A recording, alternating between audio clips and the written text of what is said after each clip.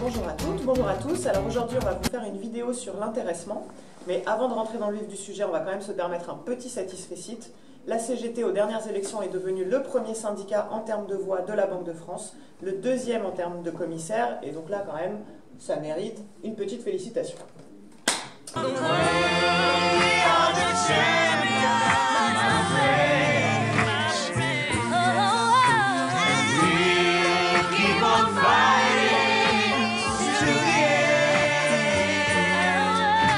Tout à fait. Donc n'hésitez pas à solliciter vos commissaires en amont des commissions. Vous pourrez trouver leurs contacts sur l'intranet. Alors revenons-en à notre sujet, donc l'intéressement. Comme vous le savez, la banque chaque année fixe des objectifs collectifs. Si les objectifs sont atteints, le salarié peut toucher un intéressement, c'est-à-dire un complément de salaire. Navré, la licorne n'est pas à vendre. Mais si vous tenez à repartir avec, il vous suffit de détruire ce petit vaisseau spatial là-bas. Ah, c'est très facile. Alors nous, à la CGT, à ce principe, on préfère les augmentations de salaire. On va donc vous expliquer dans cette vidéo pourquoi, contrairement à d'autres syndicats, comme la CGC, la CFTC ou le SNA, pourquoi nous n'avons pas signé l'accord d'intéressement. Alors qu'est-ce que j'en pense? Je vais attendre une offre meilleure. Donc nous, à la CGT, déjà pour commencer, on considère que la qualification donne accès à un poste de travail et à un salaire. Au poste de travail sont associées des missions et des tâches qui sont définies par la hiérarchie en accord avec l'agent. Dans ces conditions, il est de la responsabilité de la hiérarchie de s'assurer que l'organisation du travail permette à chaque agent de remplir ses missions. Riquet infernal. Non. Non, tu te fous de moi. Bon, alors toi, t'as un désatomiseur série V et j'ai cette saleté de grillon à la con. Oh, attention! Par exemple, à la caisse, on sait que, faute de moyens, avec des machines qui fonctionnent mal et des effectifs réduits, les salariés n'ont pas les moyens d'effectuer leurs tâches. Alors la conséquence de ça, c'est que le stock de billets à trier s'accumule et que les équipes prennent du retard.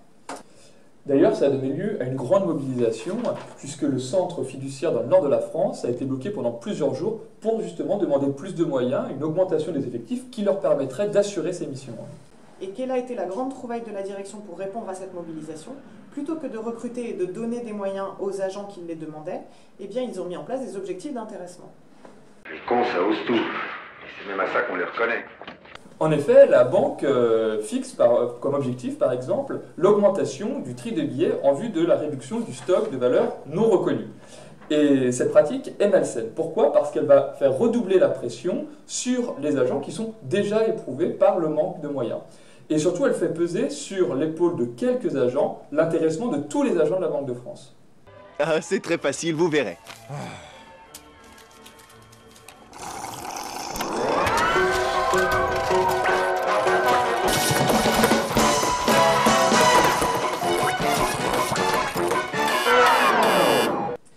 Tous les objectifs sont comme ça. Par exemple, le numéro 3, c'est démarrer l'université de la Banque de France. Mais alors, de deux choses l'une, soit l'université de la Banque de France, c'est un objectif important pour la direction, et donc elle y alloue des moyens humains et financiers, soit c'est pas un objectif important et elle s'en fout complètement, et c'est pas la peine de nous faire miroiter un intéressement sur l'université de la Banque de France. En réalité, l'intéressement, c'est un palliatif au manque de volonté et de cohérence des directions qui met la pression sur les agents. C'est la première raison pour laquelle la CGT refuse de signer l'accord d'intéressement. Mais il y en a une autre. Alors effectivement, il y a une deuxième raison, c'est que pour la direction, l'intéressement, c'est aussi une habile manière de contourner les négociations salariales et donc de revoir les salaires à la baisse. Alors on n'est pas les seuls à dire ça. La CGC aussi dit ça, et elle a publié une analyse du taux global de réussite sur plusieurs années, et on voit bien qu'il y a une volonté de baisser d'année en année le taux de réussite. Alors en 2013, on était à 100%, en 2014 à 95%, en 2015 à 90, en 2016 à 80, et en 2017, on imagine bien qu'on sera en dessous. Alors nous, ce qu'on veut à la CGT, c'est pas cet intéressement dont on vient de montrer la nocivité pour les agents. Nous, ce qu'on veut, c'est une augmentation des salaires pour l'ensemble des agents. Et ça, c'est parfaitement possible quand on sait que le résultat net de la Banque de France, c'est 5,6 milliards d'euros par an et une augmentation de 12% en un an. Et puis s'il y a besoin de trouver de l'argent, nous, on sait où aller le chercher. Alors notre gouverneur, Villeroy de Galhau, il gagne chaque année 283 000 euros. Il touche en prime de logement 67 000 euros, soit 5 500 euros par mois à peu près. Et puis pour son siège à la BRI, en prime de présence, il touche 100 000 euros. Alors bon, en termes de redistribution de richesse, il y a peut-être quelque chose à faire de ce côté-là. Alors déjà pour commencer, nous à la CGT, on voudrait dire notre solidarité avec les agents sur qui incombe la responsabilité des intéressements. On sait évidemment que si les objectifs ne sont pas atteints, ce sera de la faute de la direction et d'elle seule.